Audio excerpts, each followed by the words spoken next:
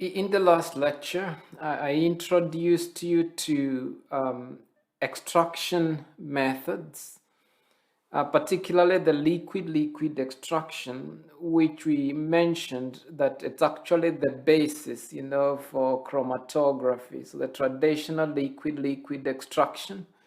And I took you through the theory of liquid-liquid extraction, which is the basis, for column chromatography that we use today. And so in this lecture, I'm gonna very briefly, introduce you to column chromatography. Most of you know a lot about it. And as I have said, it follows the same principles as liquid-liquid chromatography, or even a traditional, thin layer chromatography, which I'm gonna mention in the next slide. And as I said before, the basis of that separation is based on a partitioning effect between two phases, which is often, the aqueous phase and the organic phase, which we discussed in the previous lecture. Okay, organic phase, which we discussed in the previous lecture. So we said, that one phase, is with the column chromatography, one phase is a mobile phase, whereas the other one is a stationary phase, which is typically, pulled inside a column.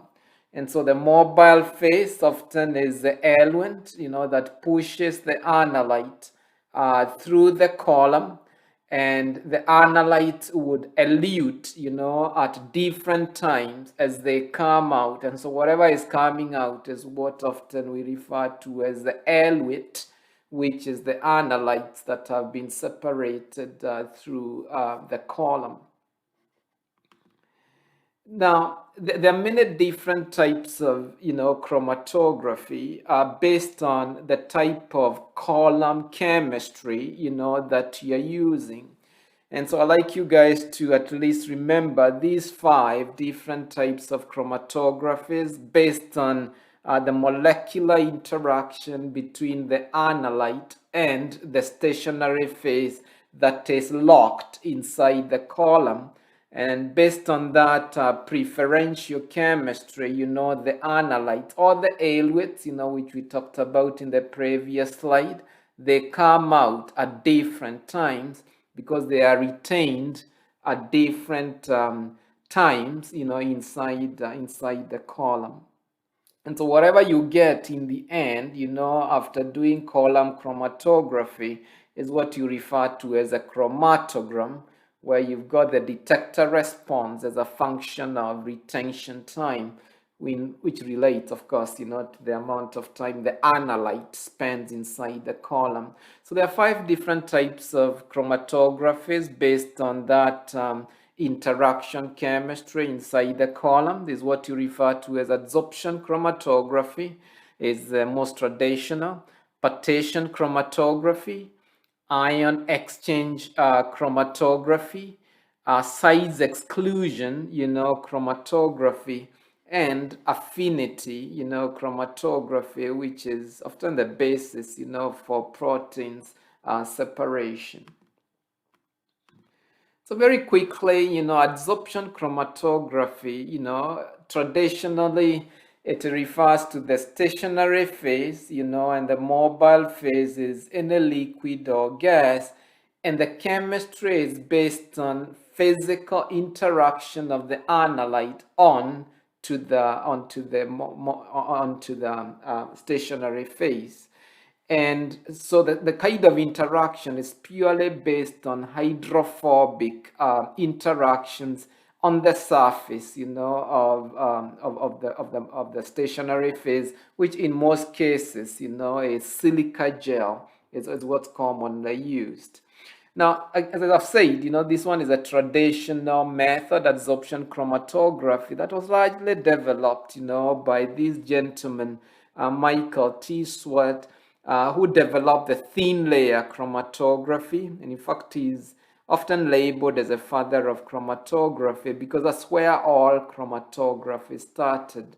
and then such, the solute, absorbs on the surface of a solid platform, such as silica gel sheet or even a piece of paper, and the solvent, develops or moves the analyte plainly, on a planar way, on the stationary phase. And so based on the relative interaction between the analyte and, say, the silica gel, in this case, you get a separation in the end. All right, so it's based on physical interaction. Now, the other type of chromatography, that is very common today is what you refer to as the partition chromatography. And that's what you guys did in the lab for gas chromatography, for example. And here you've got the column, but inside the column, you've got liquid stationary phase. So the mobile phase is exactly the same as the adsorption chromatography, but the stationary phase is a liquid. However, the liquid is immobilized inside the column. So essentially it's a liquid, all right, that is immobilized inside the column. And so there are different types of column. You can use a packed column, which are just silica beads, which have been functionalized, with a liquid stationary phase. Or you can use open tubular silica column, which typically, again, is just a few silica tube, and then you make a very thin layer of polymer inside those columns, and you immobilize a liquid, onto that column. So often we refer to them as open tubular columns, which typically look like this: a few silica tube, and then you've got a very thin layer of stationary phase inside those columns. And so the basis of the chemistry in this case is partition equilibria, just like liquid chromatography, where the analyte partitions between the mobile phase and the immobilized liquid phase inside the column. So the partition equilibria. So you just calculate the partition coefficient as we did before, and that's the basis of this type of chemistry.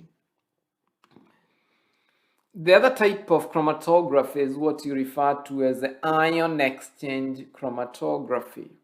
And this is where you've got resins, resins that are charged, sometimes negatively charged, sometimes positively charged, and they are packed, inside a column. And so the basis of separation is electrostatic interaction, between the analyte, which should be charged, maybe positively charged, and a resin, which in this case can be negatively charged. And based on that electrostatic interaction, you get your separation done.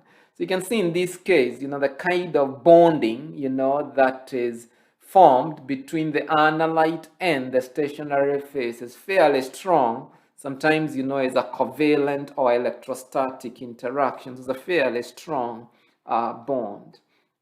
And so other than the use of resins or ion exchange chromatography for analytical separation, sometimes we also use it, for example, very commonly, to deionize water. Anytime you guys are using deionized water, essentially what it is you've got a column, and the column has got resins, that electrostatically, attract the ions that could be present in water, and they trap it inside, that resin. And so whatever comes out, essentially doesn't have any ions at all. And so it's used a lot, to deionize water, this type of chromatography. As I've said, the resins can be positively charged if at all you want to remove anions, or they can be negatively charged if at all you want to remove cations. And there are many types of resins, polymer resins out there that you can easily make, like polystyrene. Often you can, this one is polystyrene, for example. And the polystyrene, you can modify it with functional groups such as sulfates. and this one you can see is is a negatively charged, resin that's gonna attract, positively charged ions such as hydronium ions or even cations and so forth. So the other type of chromatography, is called size exclusion chromatography. And in this case, the separation is purely based on, the size of the molecules. So in this case, often you have the column, and then you've got, the beads, that are packed inside the column. And these beads have got holes, okay? And the analytes that are too big, do not get inside the bead, and instead, they just simply random walk through the tube and elute. All right. Whereas on the other hand, analytes that are small, they penetrate the beads, and so based on their size, they are retained very, very strongly. So in size exclusion, which is just a sieve essentially, so these beads are behaving like sieves, the large molecules are excluded, because they do not penetrate inside the beads. The medium-sized, molecules and the small molecules, they penetrate, the beads preferentially. And so in the end, you've got a chromatogram that looks like this. And the early eluting peaks, would be the big molecules. And the latter eluting peaks, would be the small molecules, because they got retained very strongly.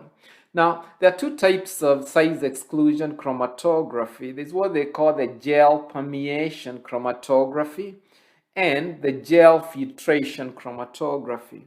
And the only difference between the two is the polarity, of the beads or molecular sieves, that are packed inside the column. For GPC, the sieves or the molecular beads are hydrophobic polymers. Okay, they are hydrophobic polymer beads. Whereas with the gel filtration, the beads, are often very hydrophilic, and so they can be used to separate things like proteins. So often you're going to see these one, often they use things like alga, the alga gels, or even things like microcellulose, sometimes it's used a lot with the GPC, or rather with the GFC. Whereas with the GPC, the non-polar types of beads that are used often are plastics such as polystyrene and so on, but at least these beads should have holes in them. And there are many different types of chemistries that you can actually use to make polymers, that has got holes in it. So take note of that difference. The GPC is used to separate, hydrophobic polymers, because the beads are fairly hydrophobic, whereas a GFC, is used to separate, hydrophilic polymers such as proteins, because whatever is packed inside the column is fairly hydrophilic. Things like microcellulose, things like alga, and so forth.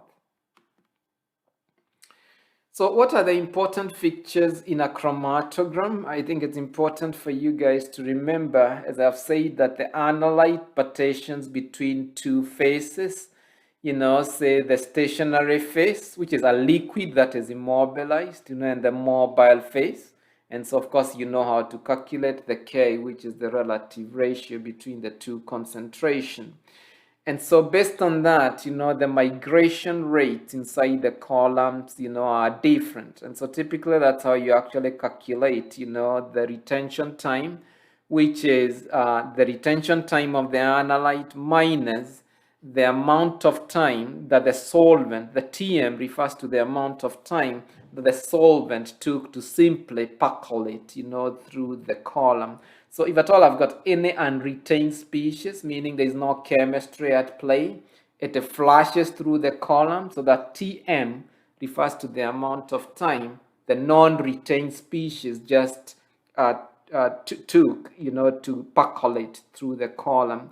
Whereas the analytes, retention times, the TR, refers to the retention time, for the retained species. And so the adjusted retention time is a difference between the two. A very important, performance criteria of how good the separation is what you refer to as a capacity factor, or what sometimes they refer to as the retention factor. So take note about how it's calculated. You essentially take the adjusted retention time, divided by, the void time, the amount of time that the unretained species, took, so the TM. Sometimes they call it, the void volume or the void time. Okay, so that's how you calculate the capacity factor. Remember, you can also calculate the capacity factor, based on volume. Because if at all I know the amount of time, that my analyte took to percolate through the column, and the flow rate, is constant, I can calculate, the amount of volume that was dispensed in that amount of time. And so sometimes, people would calculate capacity factor based on the amount of volume of the solvent, that percolated through the column, at TR and at TM, which is the non-retained species. And so you get, the capacity factor. Now, ideally, the capacity factor, should be around 2 to 10, for an optimum separation. If it's too long, it means you're wasting a lot of solvent and a lot of time. If it is too short, it actually means you're not getting good separation. So ideally, a good capacity factor, should be optimally around 2 to around 10. Not too long, not too short. Now, other classifications, of chromatography, other than based of the mechanism, I've just covered the 4 or 5 different types of chromatographies based on the mechanisms. But you can also classify chromatography, based on, based on the mobile phase especially. And so you can have things like liquid chromatography, which refers to the mobile phase being liquid. And of course, the stationary phase is what I just talked about, just a column with liquid that is immobilized, on silica beads often. And also you can have gas chromatography. Again, the mobile phase in this case is a gas. And of course, the column often is a fused silica column or even a packed column as well, that you can use. But you can also have the so-called, which is very new technique actually, very new technique, called supercritical fluid chromatography. And this is where you use a supercritical fluid. A supercritical fluid, is a fluid where, the mobile phase, the characteristic of the mobile phase is such that it's not quite a liquid, nor is it quite a gas. So this is where you often take, a liquid and you pressurize it, and you heat it at the same time, to get what you refer to as a supercritical fluid. Okay, so a good example, is supercritical fluid CO2. You can use it, as a mobile phase, but also you can use, other supercritical fluids as well. But CO2 is a very, very common supercritical fluid, which is a pressurized, gas, and heated at the same time. Okay, it's a fairly new technique, the supercritical fluid extraction. So very quickly, gas chromatography, I'd like you guys to at least be able to remember all the components, of gas chromatography. Of course, the heart of it, is a column. And of course, the type of carrier gas or mobile phase that is typically used. And of course, you need a detector as well. And there are many types of detectors, that you guys should be able to list. You can operate, gas chromatography in a couple of different injection modes. You can inject using the so-called split injection. And of course, you can see The injection pot is just a small oven. So I inject, my sample inside the heated oven, inside the GC. And so with the split injection, this is where a portion of the sample vapor, is vented, whereas only a small portion is injected inside the column. And often the reason you do this is if at all I've got a very concentrated sample. So if at all I've got a very concentrated or a very dirty sample, I don't want to ruin my column, or I don't want to overload my column. So in that case, I would split, my sample inside the injection port, and only a small portion is injected inside the column, whereas the rest, goes to the waste using a vent. Another mode of injection is the splitless injection. And this is where, all the sample vapor is injected or is sucked inside, the GC column, okay? And so often this is where you're doing fairly low, concentrated sample. And especially if at all I want to do good quantitation, ideally, I should be using, the splitless injection, where all the sample goes to the column. Because remember, anytime I'm doing a split, there's an error involved. I cannot reproduce the split, very well. But with the splitless, it's very reproducible. And lastly, the other type of injection, is a so-called on-column injection, where instead of having, these injection pot, I essentially have, my sample being injected, directly, onto the column, and then after that, chromatography takes place. On column injection is especially important if at all the type of sample I'm analyzing is thermally unstable. So for thermally unstable sample, often people would do on-column injection, because if it's heated, in the injection pot, the sample could degrade, and you don't want that. So in that case, you do an on-column injection where the sample is injected right onto the column. So there are many types of GC columns, as I have said. I'd like you guys to at least, be able to enumerate them in case you get such a question in an exam. There's a packed column, not very common anymore unless you're doing things like analysis, of air samples, like pollutants in air. Sometimes, people would use a packed column, all right?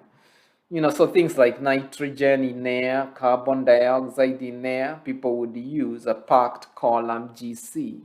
But the most common, types of column these days are the open tubular columns, such as the so-called wall-coated open tubular column, which is where I've got just a polymer, that is coated inside a fused silica tube, all right? In the case of support-coated open tubular column is where I've got, beads, all right, very small beads, essentially nanoparticles, that are coated, inside a capillary tube. And remember, the capillary tube, we say the diameter is very, very small, around 250 microns. So the beads should be much, much smaller, often something like 3 micron, 3 to 30 micron beads. But also there's another type of open tubular column called the porous layer open tubular column. And often this is where you make a polymer around the tube, but the polymer itself is almost like a sieve, meaning it's a porous film. So this one is a very porous film. And I do this a lot in our research group here in McEwan. We develop different types of porous layer open tubular columns using different types of polymerization chemistry. That's all that I'm gonna say about GC chromatography. All right, so the other thing that I'm gonna talk about very, very briefly is the high performance liquid chromatography. And all I'd like you guys to remember is be able to list or even sketch, all right, the different components of LC. That's all I would like you guys, to remember. Different components of LC. And of course, we all know the heart of it, is a column. But in this case, you need a pump so that you can pump, the solvents, through the column. And then lastly, you've got a detector. As you saw in the virtual lab, the type of column that you use, and often most people use C18 columns, is very, very important. And the C18 columns really just refers to silica beads that have been functionalized with a hydrophobic chain of C18 with a hydrocarbon, C18. So there's a C18, a chain, that is functionalized onto the silica capillary, onto the silica bead. And then, of course, you pack them inside the tube. Now, the beads can be 10 micron, they can be 5 micron, or they can be 3 micron. Ideally, you're going to see 3 micron has got better performance, based on what you refer to as a Van Dimter plot, which I won't talk a lot about it. But the Van Dimter plot essentially, tries to profile the height equivalent to a theoretical plate as a function of flow rate. And ideally, the lower the h, the better. All right. And so ideally, you want a very, very small h, height equivalent to a theoretical plate, which essentially refers to the amount of time the analyte percolates between the mobile phase and the stationary phase and back. So that amount of time really is what you call as one height equivalent to a theoretical plate. It refers to that equilibration event, where the analyte goes to the mobile phase and then goes to the stationary phase and back. And of course, we want it to be a very, very short amount of time, okay? And ideally, you want that h, to be fairly small. And that's why I'm saying, for the 3 micron, it gives you a better h. And so often it's a better column to use very, very small beads. So the smaller the beads, often the better the chromatography, okay? The only problem is when you've got very, very small beads, the pressure also increases, you can see, and that is a problem. If the pressure increases, then you get things like leakages and so on, which you do not want. So essentially, in this slide, I'd like you guys to remember the importance, of using very, very small beads because they improve, your separation efficiency because the equilibration event measured in form of height equivalent to a theoretical plate, it's fairly low. But the disadvantage is they result into very high back pressures, meaning that you need very good pumps, you need very good seals that you do not get leakages inside the column. And so lastly, there are many different types of detectors out there that are used with the HPLC. A whole long list here. I won't talk a lot about it, but you're gonna be able to at least list them. And you're gonna see the basis of these detectors is spectroscopy. You can see absorbance spectroscopy, fluorescence spectroscopy, refractive index still is a form of spectroscopy. So you can see light scattering is a form of spectroscopy. So as you can see, most of the detectors, are based on spectroscopy, and the majority of it is absorbance spectroscopy. That's what most often people use. But you also can use, mass spectroscopy as well as, electrochemistry, that we covered, previously. So take note, the limit of detection between all these different types of detectors. So you can see if, for example, you use mass spectrometry, you get very, very low limits of detection, compared to when you're using other forms of spectroscopies, okay? So take a note of the relative limits of detection, that each one of these detectors is able to afford you. And so in my next lecture, really, I'm gonna give you a very brief introduction into some of these spectroscopies, which are the basis, for detectors in liquid chromatography, but also in gas chromatography as well.